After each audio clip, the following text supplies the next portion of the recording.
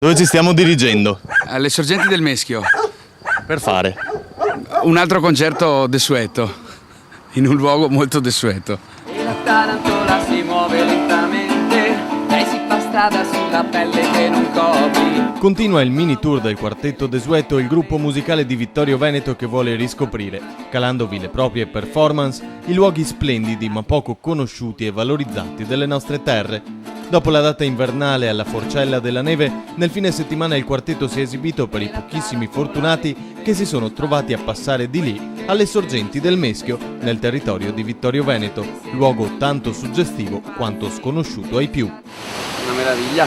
Una meraviglia che quasi nessuno conosce però. Ma è proprio per questo abbiamo scelto questo posto, nella filosofia pura del desueto, di cercare posti bellissimi ma che sono poco conosciuti.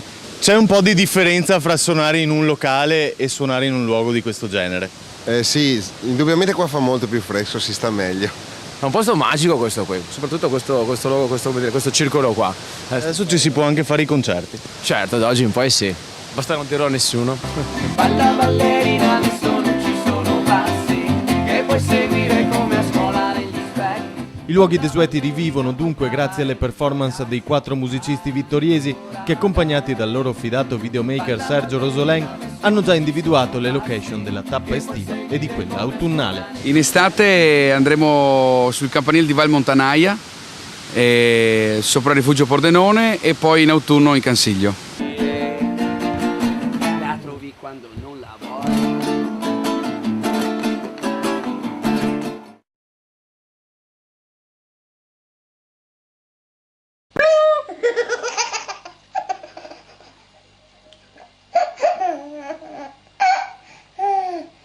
Plong.